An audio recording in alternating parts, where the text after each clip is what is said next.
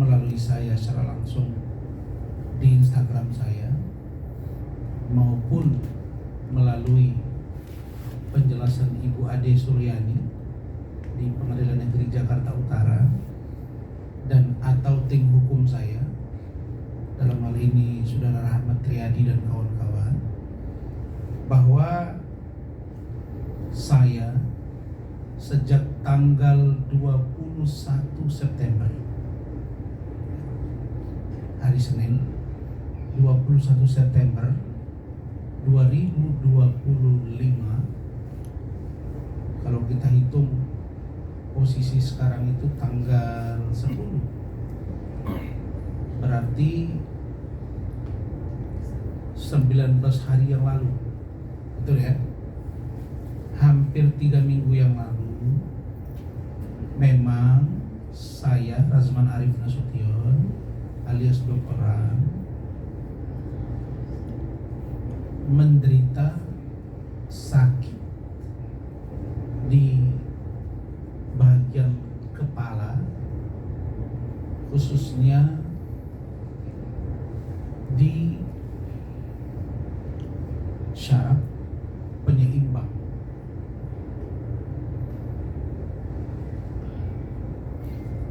Yang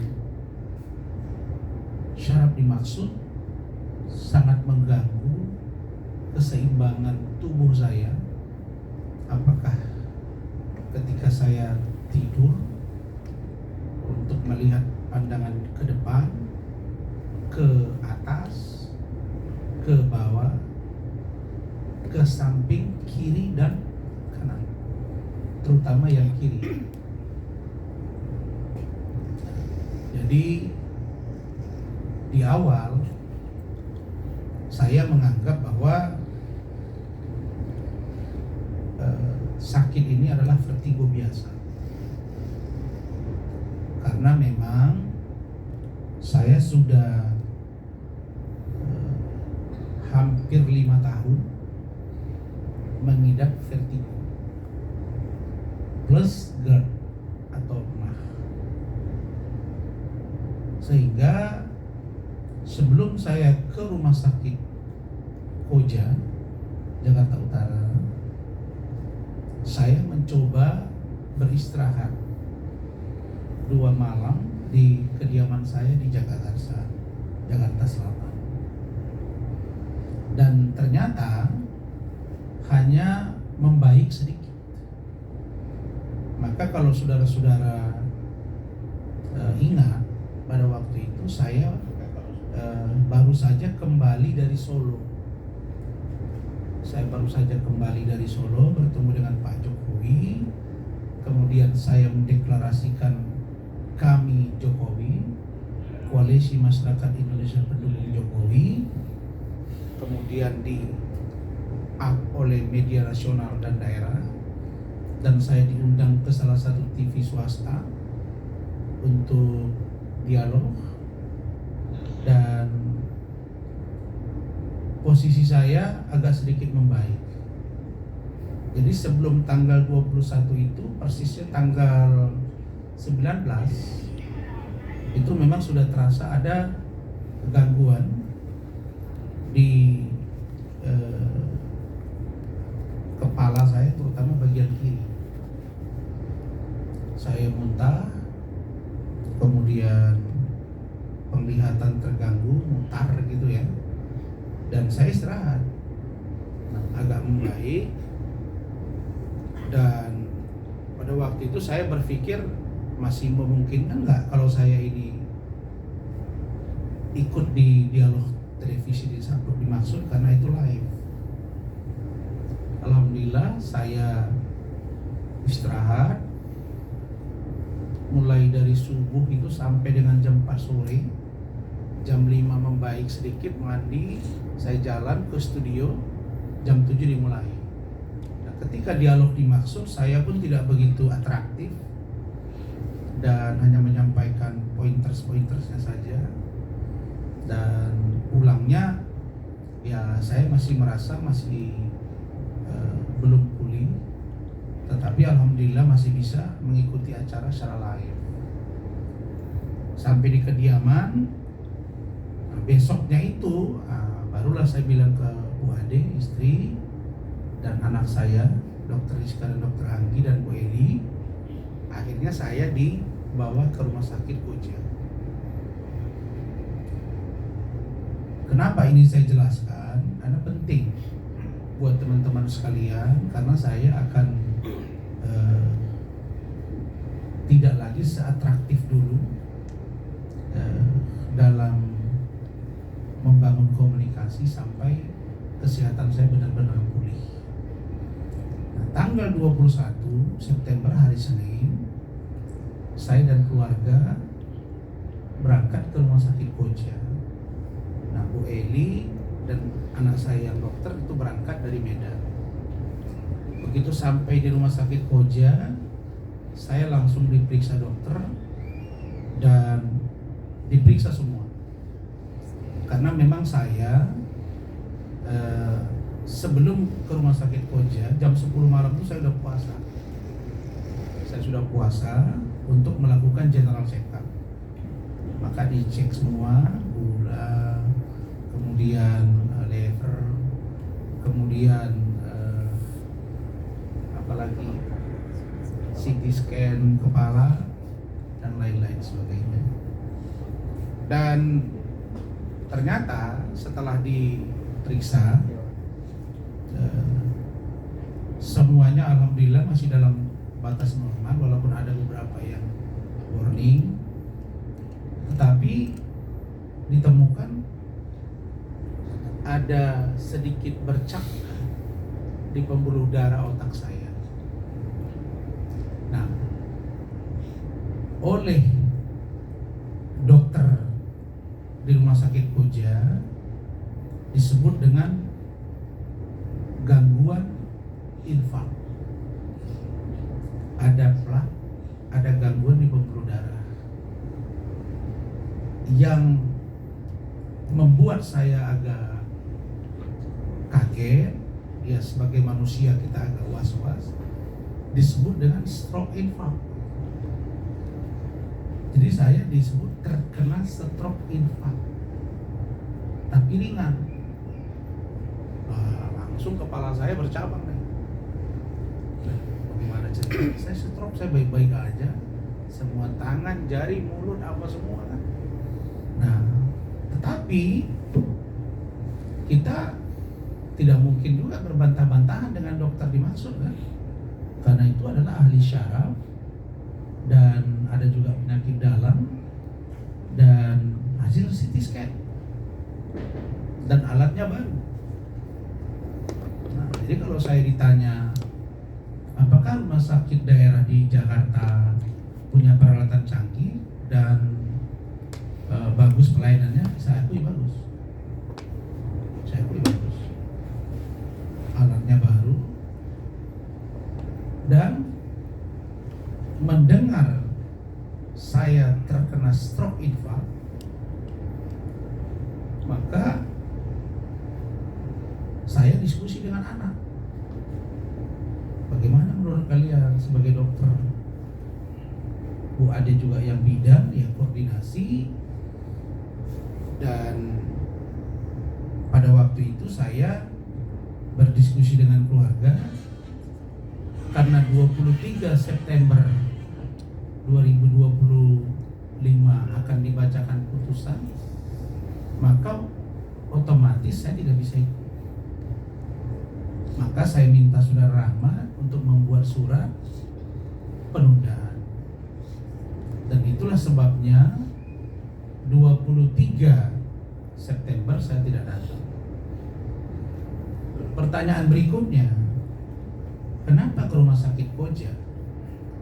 Rumah sakit umum daerah, kenapa tidak rumah sakit Siloam, rumah sakit mitra keluarga, yang dimana saya selalu berlangganan di situ, terutama Siloam, Simatupang, atau di MMC Kuningan? Karena ketika saya beberapa bulan yang lalu vertigo saya sakit, kumat, mulai dari Medan sampai dengan Jakarta, waktu sidang, kalian tahu semua itu, akhirnya saya dibawa ke rumah sakit Koja sesuai dengan perintah dari majelis hakim dan permintaan jaksa penuntut umum. Dan ternyata di sana pada waktu itu memang saya benar-benar sakit dan akhirnya ditunda. Nah, ternyata pada tanggal 21 September dimaksud dinyatakan terkena stroke infark. Mau tidak mau saya harus berpikir bagaimana pentingnya kesehatan saya. Dan ketika sidang ditunda, jaksa penuntut umum itu datang melihat saya ke rumah sakit.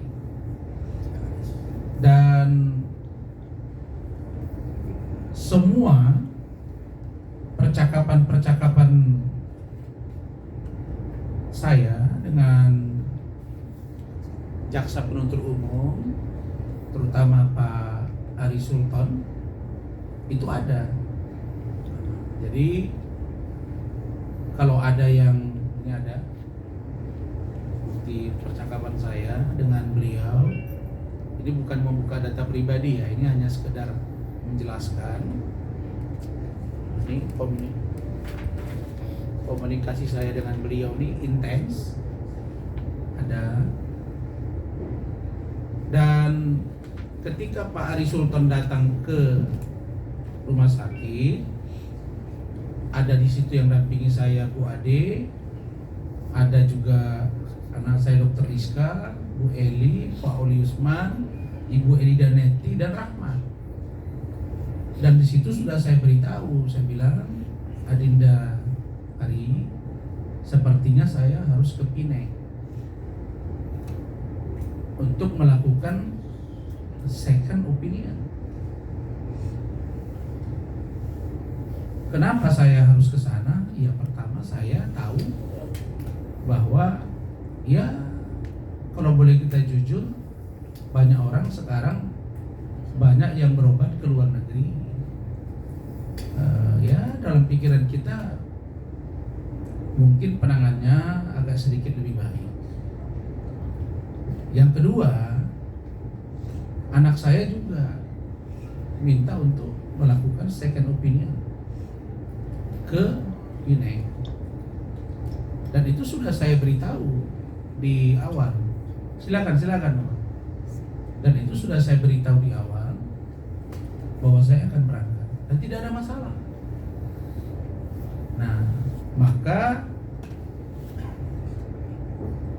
saya sampaikan juga, seandainya ini membaik, mungkin saya bisa langsung nanti ikut sidang. Tapi kalau ini belum, saya harus berangkat. Maka intens komunikasi kita, karena itulah Rahmat ketika preskon di gedung PN Jakarta Utara itu, dia menyampaikan bahwa sampai Rahmat bersumpah ya, bahwa betul memang saya sakit dan minta izin. Nah, karena posisi sakit saya tidak berkurang, maka saya putuskan berangkat ke Pineng. Dan staf saya mengantar surat ke kejaksaan dan ketua majelis. Nah, dan saya berangkat ke Pineng.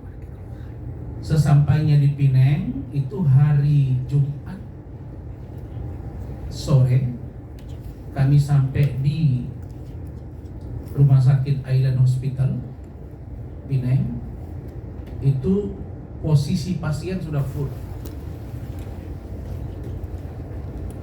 sehingga saya diminta untuk datang pada hari Sabtu. Dan hari Sabtu pun kita harus datang jam 5 subuh untuk melakukan registrasi dan ambil nomor antri. Jam 5 subuh di Pineng, berarti jam 4 subuh di Jakarta. Sampai jam 5, sampai di sana, itu orang sudah puluhan ngantri. Dan saya tahu Pineng karena saya kuliah di sana S2 S3, saya paham. Maka kita ikut, dan Sabtu saya diperiksa, kemudian hasilnya diambil hari Senin. Hari Senin baru bisa dilihat hasil dan pengobatannya. Otomatis hari Selasa saya nggak bisa ikut. Tanggal 30 yang disampaikan majelis penundaan 1 minggu itu, otomatis saya nggak bisa datang tanggal 30 September. Nah, ternyata jaksa, hakim berpendapat lain, dan akhirnya diputus pada hari itu. Pertanyaannya, apakah saya keberatan dengan putusan itu? Jawabnya tidak. Apakah saya kecewa kepada kejaksaan? Jawabnya tidak. Nah, lalu bagaimana sikap saya? Ya, pertama, bagi saya kesehatan itu nomor 1. Yang kedua, saya punya data bahwa saya berkomunikasi. Kalau diperlukan, apakah benar Rasman komunikasi dengan JPU? Ya. Dan di sini malah disebut turut prihatin. Tetapi meskipun demikian, tidak tepat lagi saatnya saya berbantah-bantahan. Saya kira proses persidangan yang melelahkan 8 bulan sudah selesai. Proses menghadirkan saksi, ahli, fakta, pihak saya, pihak Hotman sudah selesai. Maka pada kesempatan ini saya menyampaikan beberapa poin. Pertama, saya menghargai putusan Majelis Hakim Pengadilan Negeri Jakarta Utara yang memutus 1 tahun 6 bulan penjara dengan denda 200 juta rupiah, subsidiar 4 bulan. Tetapi putusan tersebut menurut saya sangat tidak relevan dengan perbuatan saya. Kenapa saya katakan tidak relevan? Karena disebut di situ saya bersama-sama dengan terdakwa Iklim Hakim. Dan Iklim Hakim dihukum 6 bulan penjara dengan masa percobaan 12 bulan. Denda 100 juta. Bagaimana ceritanya seorang pengacara yang menerima kuasa dan sudah diakui dia sebagai klien saya di persidangan itu, diakui juga ada perbuatan pelecehan itu, dia lebih ringan dari saya. Tapi saya bisa memaklumi, mungkin Ibu Ketua Majelis Pak Dian Erdianto, Hakim Anggota, Pak Sabungan Seralahi Hakim Anggota, Ibu Ketua Ibu Sofia Tabunang, ya mungkin masih ada rada-rada agak marah ke saya karena kejadian 6 Februari 2025 yang lalu. Maka saya maklumi. Karena itu saya dengan tim hukum dan keluarga memutuskan melakukan upaya hukum banding. Dan banding sudah disampaikan dan Rahmat sudah memproses. Ya, kita tunggu putusan banding dari Hakim Pengadilan Tinggi DKI. Saya berharap putusan nantinya memberikan keadilan kepada saya. Karena kasus ini adalah kasus remeh-temeh, kasus yang bukan tindak pidana korupsi, bukan tindak pidana perdagangan orang (TPPO), bukan juga tindak pidana pencucian uang (TPPU), dan bukan juga penganiayaan berat, pembunuhan, dan atau terorisme. Tapi saya sadari sebagai seorang public figure, maka inilah konsekuensi dari seorang public figure yang apapun tindakannya akan menjadi perhatian masyarakat. Yang kedua, saya pada kesempatan ini juga menyampaikan permohonan maaf. Yang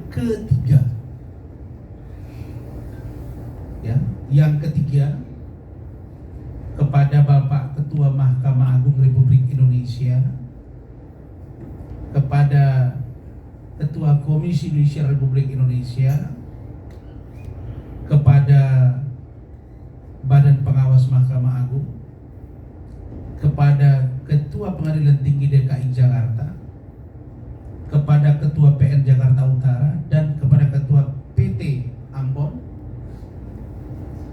jika tindakan saya dan Saudara Firdaus telah mencoreng lembaga peradilan. Saya berharap di tingkat banding dan atau kasasi saya bisa dibebaskan. Apalagi ini tidak ada niat untuk melemahkan dan atau menghina lembaga. Adapun laporan polisi biarkan berproses, dan itu biar penegak hukum yang memprosesnya. Kemudian surat permohonan saya itu baru juga disampaikan tadi.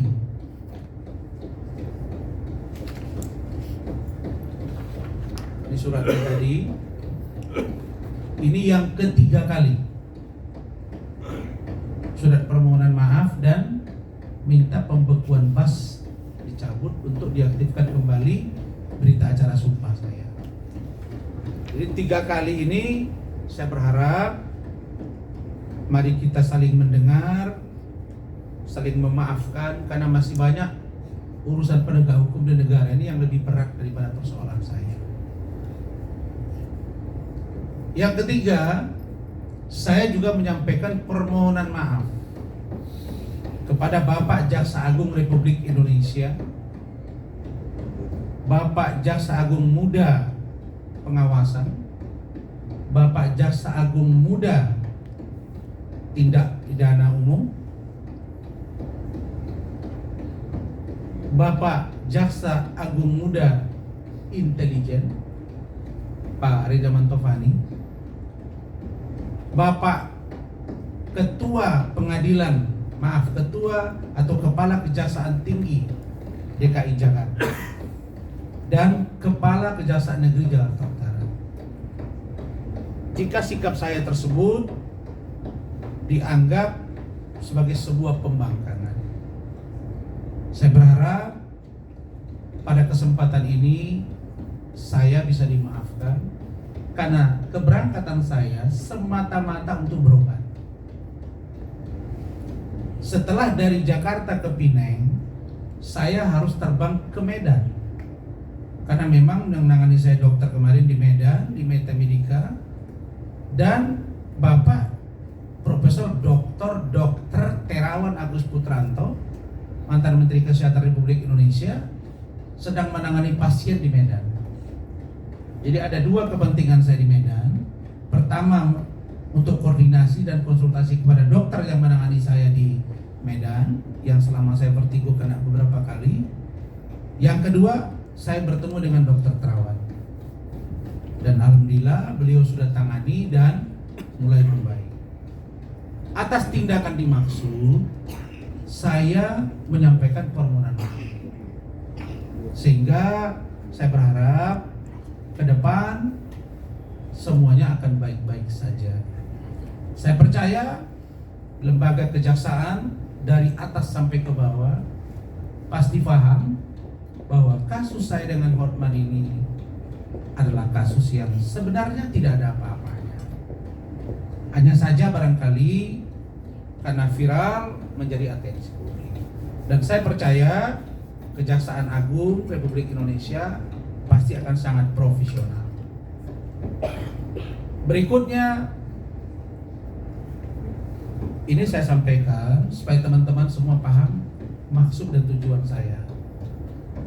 Baru berikutnya setelah saya mendapat masukan dari saudara kandung saya di kampung di Sumatera Utara, dari istri saya, dari anak-anak saya, maka saya pada kesempatan ini memohon maaf kepada kalian semua yang telah menyampaikan rasa kesalnya. Kenapa kesal? Karena sebenarnya saya sudah diingatkan dulu untuk tidak menangani kasus Iklim Hakim ini. Termasuk abang saya di kampung, Pak Haji Wirdan itu sudah ingatkan saya, jangan kau pegang itu. Saya nggak yakin dengan perempuan itu. Bu Ade apalagi, anak saya. Saya dengan ini memohon maaf kepada keluarga saya atas saya ternyata salah dalam memilih klien. Dan di persidangan itu diakui bahwa saya adalah kuasa hukum Iklim Hakim.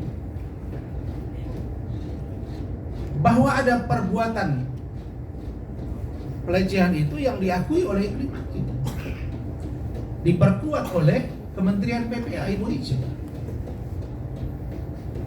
Tapi mungkin perspektif hakim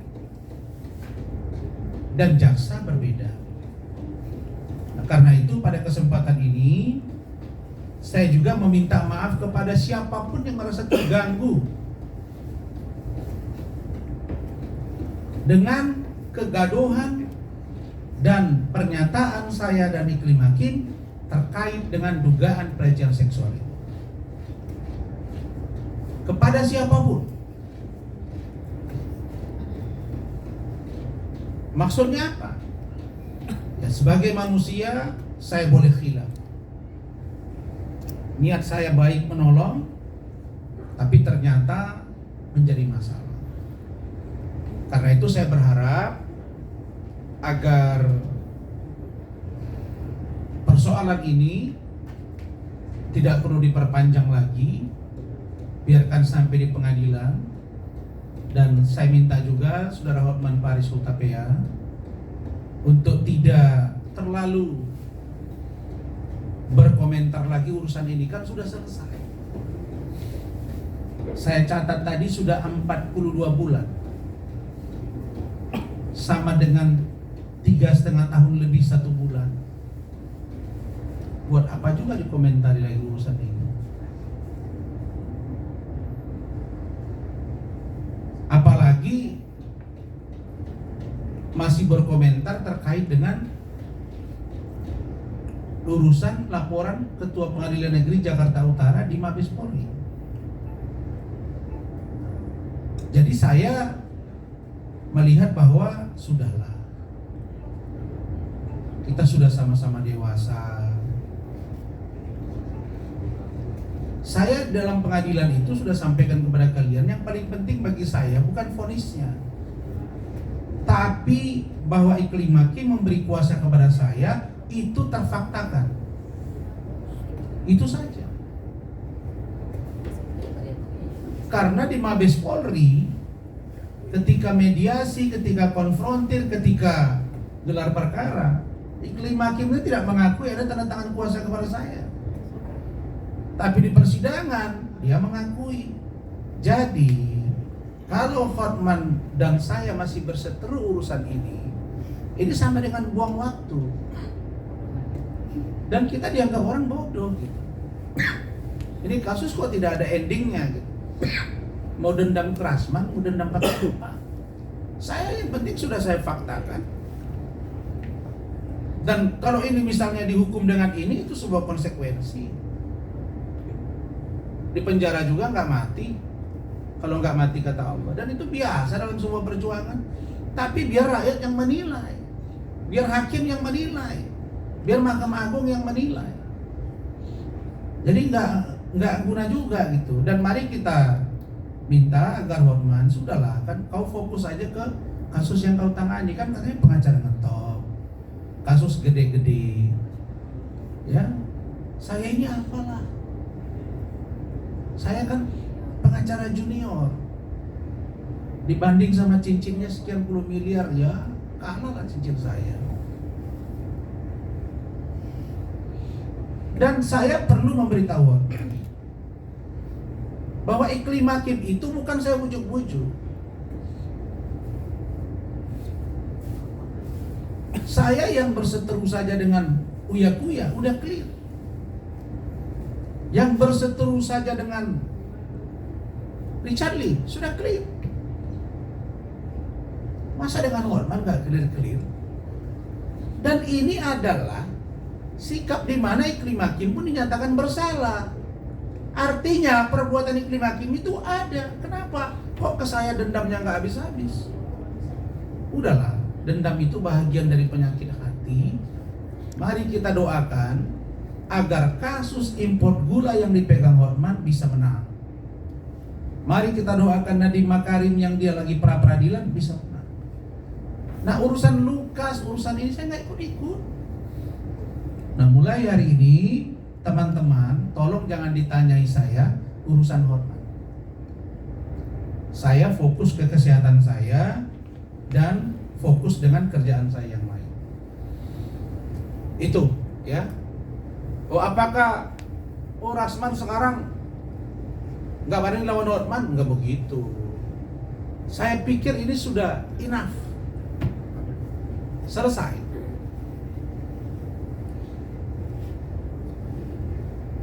Saya yang bisa membuat Rasman dituntut 2 tahun dan sampai ini sudah. Nah, adapun tindakan saudara Firdaus itu di luar keterlibatan saya.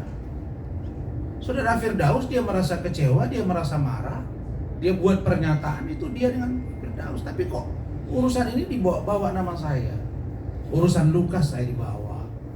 Apa urusannya? Dibuat caption Lukas, 3 pengacara lawan saya, 1 Dadet meninggal, mungkin maksudnya itu Alvin Lim. Yang kedua pakai baju orange, itu Lukas, itu Rasman. Itu membuktikan bahwa baju orange tidak mengakhiri karir seseorang. Kan begitu. Buktinya Pak Profesor Doktor yang menjadi kuasa hukum dari Pak Prabowo Gibran, iya kan? Pak Oce Kaligis, nggak ada masalah.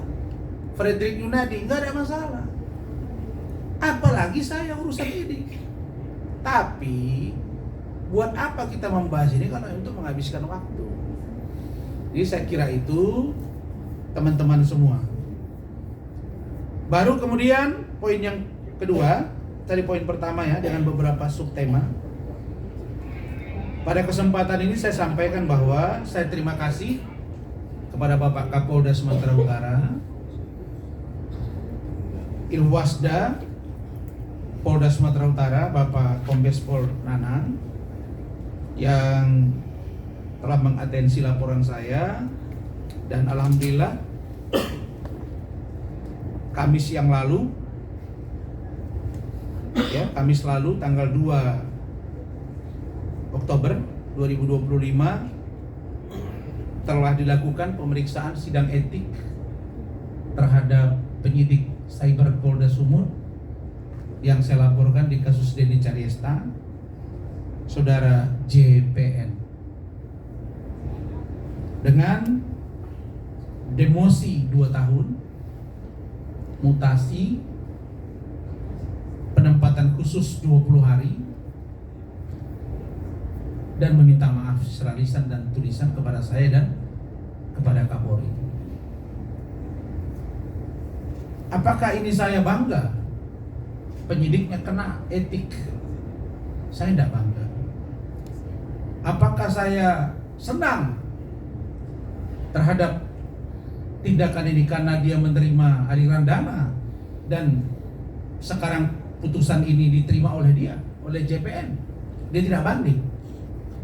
Saya bangga, senang? Enggak. Kasihan saya nengok dia pakai baju polisi diperiksa. Dan kalau saya ngotot misalnya pingin ini kan bisa juga, tapi saya nggak lakukan. Biarlah. Lalu kemudian tentang Dennis dengan ini kan sudah ada celah bahwa saya segera buat laporan polisi untuk menyampaikan bahwa ada penyuapan, karena sudah terbukti perbuatan yang dilakukan itu atas suruhan Dennis kepada Frida. Dan Frida ini dapat informasi kami di awal, JPN ini coba agak berbohong dia. Dia bilang bahwa ini uang mau diserahkan kepada orang tuanya, ibunya si Frida. Sementara ibunya Frida udah meninggal dunia lama. Rubah lagi keterangan, kakak Frida. Lupa Frida ini nggak ada kakaknya, dia kakak paling besar, adiknya satu. Baru berubah katanya mau dikasih ke Samsul Caniago. Yang sekarang Samsul itu ditahan di Tanjung Gusta dalam sebuah kasus. Nah, apakah ini akan saya laporkan? Masih saya pertimbangkan. Jadi saya kira ini yang saya sampaikan kepada teman-teman semua, bahwa kalau amarah kita pelihara sampai itu menjadi penyakit hati, yang ada sakit. Saya saja dengan sakit begini mulai saya berpikir, sakit ini karena apa? Teguran atau apa? Dan sakit saya ini saya jadikan sebuah ikhtibar. Saya berikhtiar juga untuk berobat, karena orang yang sabar dalam menjalani sakitnya itu akan diampuni Allah dosa-dosanya, minimal dikurangi. Saya kira itu teman-teman semua. Silakan kalau ada pertanyaan. Bang, izin bertanya.